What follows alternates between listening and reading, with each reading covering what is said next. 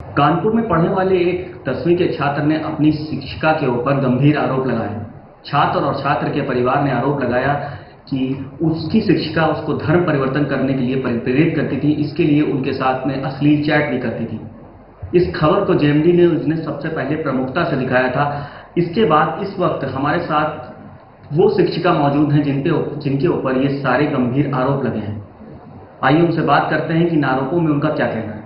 Ma'am, आपके एक छात्र है आपके यहाँ 10वीं का स्कूल का, जिसने आपके ऊपर बेहद गंभीर आरोप लगाए हैं कि आप उसके साथ में पहले तो उसके साथ में फेसबुक चैट करती थी, मैसेंजर चैट्स वगैरह करती थी, आपको कुछ फोटोज वगैरह भेजती थी, बाद में आप उसको प्रेरित करती थी कि आप धर्म परिवर्तन करने, इस तरीके से आरोप लग रहे हैं, धर्म परिवर्तन करने के लिए प्रेरित कर रहे थे। तो क्या कहना चाहेंगे इसके बारे में? सर, मैं इस इंस्टीट्यूशन में 19 सालों से पढ़ा रही हूँ और यहाँ पे अभी अप्रॉक्सीमेटली 2000 बच्चे हैं और अभी तक मुझे नहीं लगता है कि कोई ऐसा धर्मांतरण का केस आया हो या किसी हैरेसमेंट का केस आया हो। और 2000 बच्चों में से एक ही बच्चे को चूज करना थोड़ा सरप्राइजिंग मुझे लगा। 19 साल में कितने बच्चे यहाँ से पढ़ के गए और एक पर्टिकुलर साल में एक ही बच्चे को चूज करना, ये हम बहुत शॉक्ड थे ये सारे एलिगेशन सुन के। उनके फादर का एक आरोप ये भी है कि आपने जो है उसको लगातार, जब स्कूल की छुट्टियां हो जाती थी तो आप उसको अपने पास के गिरजाघर ले जाती थी।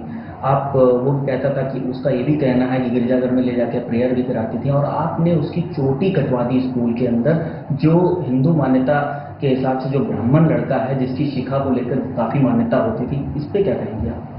सर, सबसे पहले बोलना चाहूँगी कि मेरे पति भी यहाँ पे पढ़ाते हैं सेम स्कूल में।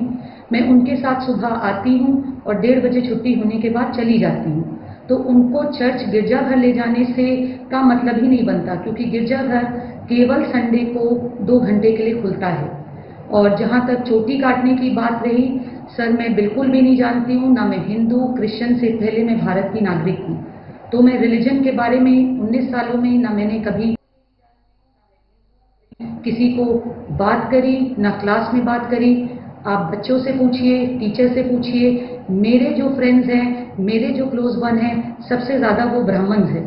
और मुझे नहीं लगता कि कोई बच्चा, अगर आप गवाही लेंगे तो सारे बच्चे, सारे टीचर्स आप देखेंगे, 1970 बच्चे हैं यहाँ पे और 80 टीचर्स हैं, कि कोई भी कभी धर्मांतरण की ऐसी बात नहीं करेगा। एक बात ये भी आ रही है सामने कि जो आपके मोबाइल से और आपकी फेसबुक मैसेंजर से चैट्स में आपकी कुछ ऐसी फोटोज वगैरह उनके फादर के पास में है, जिसको लेके उन्होंने आपसे शिकायत भी की थी। अब बावजूद बच्चे का भी ये कहना है कि लगातार वो आपसे इंटरेक्ट रहता था, लगातार आप उनसे बात करती थी बच्चों से, रात में भी आप उनसे चैटिंग करती थी, तमाम ऐसी बातें जो उनके फादर ने चैट दिखाई है। तो किस तरीके से आप उस बच्चे से इतना इंटरेक्ट कैसे हो रही थी? सर, ये पिछले साल की बात है, जब हम इंडिपेंडेंस डे के डांस की प्रैक्टिसेस करवाते थे। तो हम कई सालों से, ऐसा है कि बच्चे फ़ोन मांगने आते हैं प्रैक्टिस के लिए, तो मैं दे देती थी उनको। तो उसी प्रैक्टिस के दौरान 1 से 1.5 घंटे तक 6 से 7 दिन उनके पास मेरा फ़ोन रहा। और आप जानते हैं आज के बच्चे टेक्नोलॉजी में बहुत आगे हैं, मैं शायद उसका 10% भी नहीं जानती हूँ। कब और कैसे मेरी फ़ोटो उनके फ़ोन में ट्रांसफ़र हुई और उन्होंने मुझे फ़ोटोज़ भेज के बहुत ब्लैकमेल करना शुरू करा। किस तरह से वो ब्लैकमेल कर रहे थे? वो बच्चा आपको ब्लैकमेल कर रहा था क्या? जी, वो बच्चा मुझे ब्लैकमेल कर रहा था, वो मुझे फ़ोटोज़ भेजता था, मुझसे बात करने के लिए कहता था। कभी कभी मैं जब डर के मारे मैं अपने हस्बैंड को नहीं बता पाई, मैंने पहले सोचा शिकायत करूं, लेकिन क्योंकि वो 10वीं में पढ़ता है, उसका बोर्ड एग्ज़ाम था, तो मुझे नहीं लगता था मेरी वजह से किसी बच्चे का फ्यूचर ख़राब हो। तो इसलिए मैंने कभी आगे शिकायत नहीं करी। लेकिन जब चीज़ें बहुत बढ़ने लगी तो मैंने उनके पेरेंट्स को कॉन्टैक्ट भी किया। उनकी मदर ने मुझसे बात करने से बिल्कुल ही इनकार कर दिया। फिर मैंने उनके फादर को कॉन्टैक्ट किया। कितने महीने पहले आपने उनको कॉन्टैक्ट किया था? सर, 1.5 से 2 महीने पहले और 15-20 दिन पहले भी। तो इनकी जब मैंने करा तो इनकी तरफ से कोई पॉजिटिव रिस्पांस नहीं आया, इन्होंने कोई एक्शन नहीं लिया। उसके बाद इनके पिता और जो लड़का है उन्होंने मुझे बहुत थ्रेटन किया। जब आपने मैं रोकना चाहूँगा, जब आपने उनसे कांटेक्ट किया तो क्या बातचीत हो पाई आपकी उनकी? सर, उन्होंने सुना नहीं, उल्टा उन्होंने उसके बाद मुझे थ्रेटन करना स्टार्ट कर दिया और मुझे धमकी देने लगे कि अगर आपने ये बात कहीं भी डिस्क्लोज करी तो ये मीडिया में फ़ोटो सोशल मीडिया पे डाल देंगे और पब्लिक कर देंगे, आपके हस्बैंड को बता देंगे और स्कूल में आपका नाम खराब कर देंगे।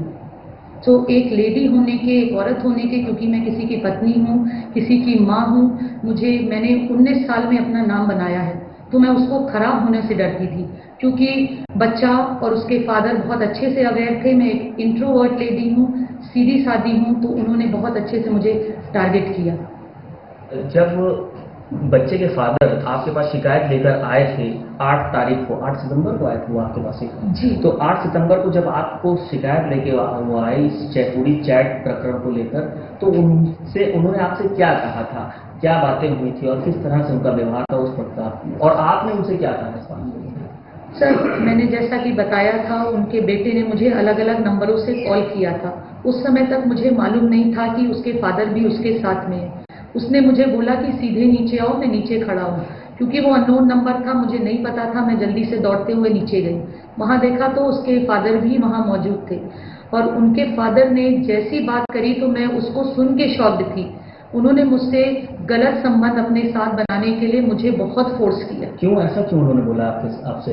सर, क्योंकि उन्होंने बोला मेरे पास आपकी सारी चैट है, आपने इसके साथ करी तो मेरे साथ भी आप कर सकती हैं, और काफ़ी वो मुझे फोर्स कर रहे थे, जिसके बाद मैं इतना डर गई कि मैं फिर उसके बाद कुछ बोल ही नहीं पाई एक लेडी होने के लिए। ये भी बताया आपके हस्बैंड बताया आप डिप्रेशन में चली गई थी इसके बाद में? जी, मैं काफ़ी 7-8 महीनों से डिप्रेशन का शिकार थी। मुझे बहुत प्रॉब्लम हो रही थी, क्योंकि मुझे मेंटली बहुत हैरेस किया जा रहा था। इनफैक्ट आज भी मुझे मेरी पूरी फैमिली बहुत परेशान है, और हम अपने बच्चे से नहीं मिल पा रहे हैं। मेरे हस्बैंड की मदर कैंसर पेशेंट है, और मुझे इतना थ्रेटन करा जा रहा है कि मेरी जान को खतरा है। हम लोग सारा दिन डर क्यों लग रहा है आपको? क्या वजह है, क्यों डर रही है, किससे डर रही हैं आप इस पूरे मामले में? तो पुलिस अब इन्वेस्टिगेशन कर रही है, आपको आखिर डर किस बात का है? सर, मुझे केवल एक ही इंसान का डर है, उनका नाम अखिलेश शुक्ला है, जिन्होंने हमारी पूरी लाइफ पलट के रख दी है। उनके बेटे ने हम लोगों को इतना थ्रेटन किया है कि सुबह से शाम तक हम केवल डर के बाहर रहते हैं कि कहीं कुछ हो ना जाए। तो आप अपने घर पे नहीं रह रही हैं क्या? जी नहीं, मैं अपने घर पे नहीं रह रही हूँ, क्योंकि हमारे साथ कोई भी हादसा हो सकता है। जिस तरह से अखिलेश शुक्ला आगे बढ़ रहे हैं, 1 साल से इतना बड़ा षड्यंत्र देख के हम लोग के अंदर इतना डर है कि कभी मेरा बच्चा कहीं रहता, कभी कहीं। मैं उससे मिल ही नहीं पा रही हूँ। मेरे हस्बैंड सारा दिन रोते रहते हैं, परेशान हैं। प्लीज मैं विनती करती हूँ चीफ मिनिस्टर से, सारे लोगों से, कि हमारी मदद करी जाए। तो आपका कहने का मतलब वो आपको टारगेट कर रहे थे लगातार? जी। तो आप इसकी शिकायत पुलिस में क्यों नहीं कर रही थी, अगर और आपने अपने मैनेजमेंट में क्यों नहीं की आपने इसकी शिकायत, जब अगर आपको इस तरीके से ब्लैकमेल किया जा रहा था? सर, मैंने अभी आपको बताया, मैंने सोचा था एक बार कंप्लेन करूं, लेकिन क्योंकि बच्चा 10वीं में है, उसका बोर्ड एग्जाम था, तो मुझे लगा था कि ये बात नॉर्मल हो जाएगी। पहले मैंने समझाने की कोशिश करी, लेकिन बच्चा फोन पे चिल्लाता था, चीखता था, गाली देता था मुझे, और यहाँ स्कूल में भी कई बार थ्रेटन करता था अगर मैंने उसको ब्लॉक करने की कोशिश करी। फिर मुझे नहीं मालूम, चैट में उसके फादर और बच्चा, थोड़ा मुझे लेटर स्टेज पे डाउट होने लगा कि वो दोनों मिले हुए हैं, और उनके फादर ने मुझे ब्लैकमेल शुरू करा। और 8 तारीख उनके फादर आपसे ब्लैकमेल किस तरीके से कर रहे थे? अभी जैसा कि मैंने बताया कि कुछ मेरी प्राइवेट फोटो जो उस बच्चे ने अपने फोन से ट्रांसफर करी थी उसको पब्लिक करेंगे, प्रिंसिपल को बता देंगे, और ये जितनी चैट्स हैं जो उन्होंने मुझे ब्लैकमेल करके करवाई थी उसको सब पब्लिक में सोशल मीडिया पे भेज देंगे।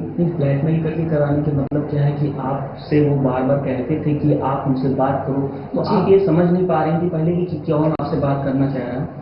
जैसा कि जो आईडी से मेरी बात हो रही थी वो सूर्यांश के नाम से हो रही थी, तो और जो स्कूल में उनका रिकॉर्ड है वो विशेष शुक्ला के नाम से है। तो पहले तो ये दोनों ही पर्सन अलग अलग थे, लेकिन लेटर स्टेज में मुझे रियलाइज होने लगा, जब उनकी एक्टिविटीज देखी और कुछ कुछ बातें मैंने ऐसी देखी, तो मुझे जब डाउट हुआ तो मैंने उनके सीधे पेरेंट्स को कांटेक्ट किया, पर पेरेंट्स की तरफ से कोई पॉजिटिव रिस्पॉन्स नहीं आया।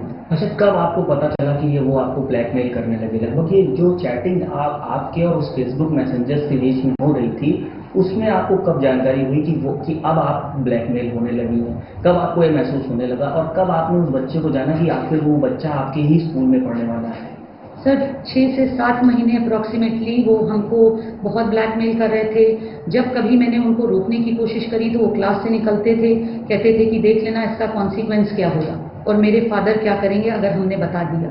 तो जब फादर को कांटेक्ट किया तो फादर मुझे धमकी देने लगी कि आप बता के देखिए फिर आपके साथ क्या होगा।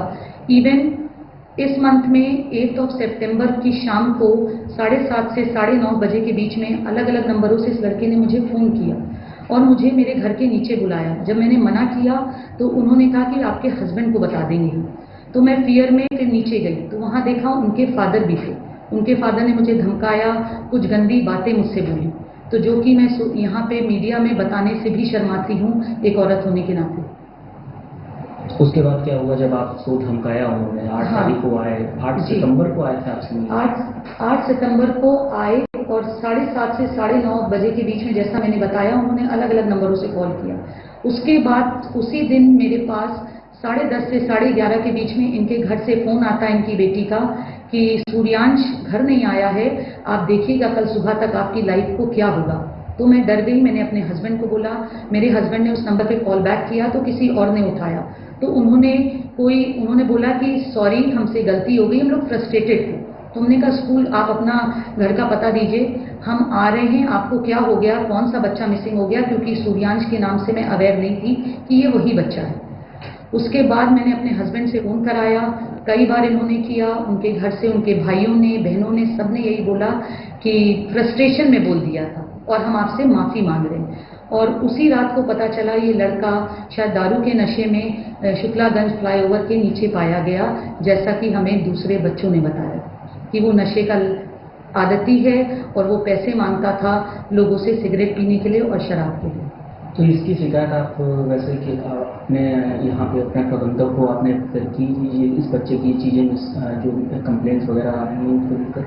सर, जब तक कि मैं कंप्लेन करती तब तक कि मैटर बैक टू वर्स हो चुका था और उनके फादर ऑलरेडी मेरे प्रिंसिपल के पास पहुंच चुके थे और उन्होंने मुझे इंसिस्ट किया, जब उन्होंने मुझे कुछ चैट के स्क्रीनशॉट भेजे और कुछ मैसेजेस भेजे कि आप मेरे बच्चे को ऐसा कैसा मैसेज कर रही हैं। मैंने उनसे बोला सर मैंने ऐसा कोई भी मैसेज नहीं किया है, लेकिन उन्होंने मेरे ऊपर दबाव डाला कि आप एक्सेप्ट करिए, नहीं तो आज देखिए आपके साथ क्या होता है। तो मैंने उनसे बोला डर के कि सर मैं एक्सेप्ट कर लूँगी, बट बीइंग अ लेडी मैं पब्लिक में नहीं लाना चाहती थी। तो मैंने कहा सर प्लीज़ किसी से मत बोलिए, मैं सब कुछ एक्सेप्ट कर लूँगी। और फिर अगले दिन उन्होंने मुझे मैसेज किया। ये आपने कॉल पे बात की उनसे? जी, आपको उन्होंने कॉल पे आधा दिखाया, लेकिन मेरे एक्सेप्ट करने से पहले उन्होंने मुझे डराया, धमकाया और कहा कि आप एक्सेप्ट करिए, नहीं तो आप देखिए आपके साथ क्या होता है। वो कॉल आपको उन्होंने की थी या आपने उनको कॉल की थी? सर, उनके जब रात के मैसेज थे 28 सितंबर के, तो मैं जब 29 को सुबह उठी तो तब मैंने देखी। उन्होंने रात में कई नंबरों से मुझे कॉल किया था, जिसकी डिटेल मेरे मोबाइल फ़ोन में पड़ी हुई है और मैंने नहीं उठाया। और उन्होंने मुझे कुछ मैसेजेस के स्क्रीनशॉट भेजे और कुछ और मैसेज भेजे कि इसका क्या मतलब है। हमने कहा सर मैंने ये सब बातें नहीं करी। और उस समय इंस्टाग्राम पे इनके फादर थे या बच्चा चैट कर रहे थे, इससे भी मैं अवेयर नहीं थी, क्योंकि जिस तरह की चैट हो रही थी मुझे नहीं लगा कि वो बच्चा था। मुझे 100% श्योर था कि ये इसके फादर हैं, क्योंकि जिस तरह का एटीट्यूड उनका मेरे साथ धीरे धीरे हो रहा था, तो मुझे डाउट हो गया था कि ये इनके फादर कर रहे हैं। आपका कहने का मतलब वो उस मोबाइल को आप उनके फादर ऑपरेट कर रहे थे? जी, शुरुआती दौर में आप ये क्योंकि नहीं समझ? जिस तरह से उन्होंने मुझे लिखा कॉल मी और जिस हिंदी में लिखा तो मैं समझ गई थी, और कुछ ऐसी चीज़ें थी चैट में जिससे मुझे समझ में आया इनके फादर हैं। तो जब इन्होंने मुझे व्हाट्सएप पे स्क्रीनशॉट भेजे, मैं डर गई और उन्होंने कहा अभी आपके प्रिंसिपल को बता रहा हूँ, हस्बैंड को बताऊंगा। तो मैंने कहा सर मैं एक्सेप्ट कर लूँगी, ये चीज़ें यहीं ख़त्म कर लीजिए। इवन हमने इंस्टाग्राम पे भी बोला, जब उनका बच्चा मेरी फ़ोटो भेजता था मैं हाथ जोड़ के बोलती थी प्लीज़ मत करो, और अगर मैं उसका फ़ोन नहीं उठाती थी या बात नहीं करती थी तो मुझे धमकाता था कि अब देखो 2 मिनट में कि क्या होगा। तो मैं बहुत डरी थी, बहुत सहमी थी। बच्चे का एक आरोप ये भी है कि स्कूल टाइम पर आप जब सब लोग निकलते थे, उसकी छुट्टी होती थी, उसके बाद वो बच्चा आपकी बैक साइड में खड़ा हो जाता था और फिर आप उसको गिरजाघर ले जाती थी, और बाद में जब उसको देर हो जाती थी तो वो ये बता देता था कि मैंने Z² में मैं गया हुआ था। इसको लेकर क्या कहेंगे कि क्या गिरजाघर आपके साथ में छुट्टी के बाद वो बच्चा जाता था या आप उससे बात करती थी स्कूल समय पे जब आप उससे फेसबुक पे बात कर रही हैं? सर, जैसा कि मैंने पहले बताया कि मेरे हस्बैंड भी यहाँ काम करते हैं और सारे लोग जानते हैं, मैं उनके साथ सुबह 6:30 बजे घर से निकलती हूँ और 1:40 पे घर के लिए निकल जाती हूँ। हम कभी कभी अपने बेटे के लिए वेट करते हैं क्योंकि वो 2 बजे आता है। तब तक या तो मैं अपनी कार में बैठती हूँ या मेरी कुछ फ्रेंड्स हैं या मैं अपने हस्बैंड के साथ बाहर रहती हूँ। और जहाँ तक रही चर्च की बात, आपको बताया गया है कि चर्च संडे के अलावा किसी भी दिन खुलता नहीं है। और अगर मैं कभी ले गई होती एक दिन, जिस तरह से उन्होंने मेरे ऊपर चार्जेस लगाए, मैं एक दिन कोई नहीं देखता, 2 दिन नहीं देखता, कभी तो देखा होता। और 2000 में से एक ही बच्चे को और ऐसे बच्चे को ढूंढना, तो ये मुझे कुछ डाउटफुल लगा कि ये पूरा षड्यंत्र बहुत टाइम से 1 साल से मेरे अगेंस्ट बनाया जा रहा था और इसके पीछे काफ़ी कुछ बड़ा हाथ है, जिसमें इंस्टीट्यूशन का, मेरी फैमिली का और मेरा नाम खराब कर रहे हैं। उनको मालूम था मेरा नाम काफ़ी अच्छा है स्कूल में, और क्योंकि क्रिश्चियन इंस्टीट्यूशन है, अगर उनको क्रिश्चियनिटी से इतनी प्रॉब्लम थी तो उनको क्रिश्चियन इंस्टीट्यूशन में अपने बच्चे को एडमिशन ही नहीं दिलाना चाहिए था। एक और बात सामने आई है कि बच्चे के परिवार ने एक आरोप ये भी लगाया है कि आप उसको उसकी चोटी आपने कटवा दी, और क्योंकि वो उसको आप बताते थे जो हिंदू हैं, मुसलमान हैं, ये लोग लड़ते हैं, क्रिश्चियनिटी में जो है बड़ा पीसफुल माहौल रहता है, ये उस बच्चे का आरोप लगा। लगातार आप वो ये भी बात कह रहा है कि मैसेंजर पे आपसे बात नहीं होती थी, लेकिन कॉल पे आपसे बात होती थी, क्योंकि आपने उससे कहा था कि रिलीजियंस की जो बातें होंगी सिर्फ हम कॉल पे करेंगे। कितनी सच्चाई है इस बात पे जो बच्चे ने आरोप लगाया? सर, उनके फादर ने शायद पुलिस स्टेशन में तहरीर 1 या 2 तारीख को डाली है, उसमें कहीं भी चोटी का मेंशन या धर्म का मेंशन, उस समय केवल उन्होंने धर्मांतरण बोला, लेकिन चोटी का मेंशन नहीं हुआ। और 1 तारीख से जहां तक मुझे याद है, बच्चे का लास्ट पेपर 29 तारीख को था, उसके बाद से वो स्कूल ही नहीं आया था। और मुझे नहीं लगता कि ऐसा धर्मांतरण और चोटी काटना और पब्लिक में काटना ये कोई भी कर सकता है, ये क्योंकि ये बहुत बड़ी चीज़ है।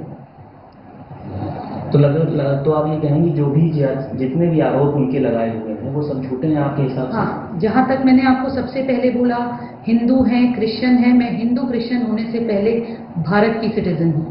मेरे लिए रिलीजन सारे, आपको भी मालूम है इंडिया एक सेक्युलर कंट्री है और मैं सारे रिलीजन को रिस्पेक्ट करती हूँ। एक बच्चे का ये भी आरोप है, जो कि बच्चे ने बताया कि आप पहले ब्राह्मण थी, उसके बाद आपने ईसाई धर्म को अपना लिया। ये उसका आरोप है कि इस तरीके से अपनाने के बाद आप उसको अपने तरीके बनाना चाहती हैं, ये वो लोग आरोप लगा रहे हैं। कितनी सच्चाई है इसमें? आप पहले क्या हिंदू थी, इसके बाद इतनी ईसाई धर्म अपनाया? सर, मैं बॉर्न एंड ब्रॉट अप, जब से पैदा हुई हूँ मैंने एक ही रिलीजन फॉलो किया है, वो क्रिश्चियनिटी, बस।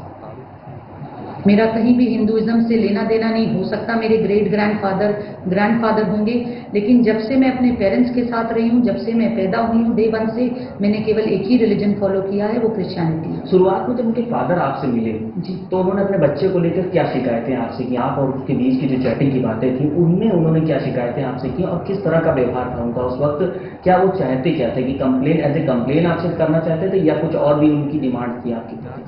सर, स्कूल में तो जब मैंने उनको यहाँ से फ़ोन किया या घर से फ़ोन किया तो उन्होंने रिस्पॉन्ड नहीं किया।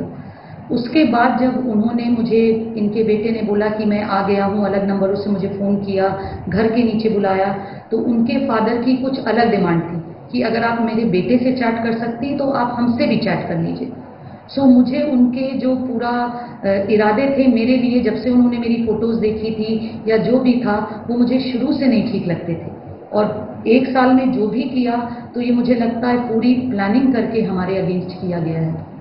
तो आप इसको पूरी तरीके से मान रही हैं कि आपको फंसाया जा रहा है इस पूरे प्रकरण में? सर, हर दिन मीडिया में आता था, हर दिन वो उनके कुछ पॉइंट, लेकिन आप जैसा जानते होंगे जब उन्होंने अपनी तहरीर पुलिस स्टेशन में दी थी तो काफ़ी सारे पॉइंट्स नहीं थे।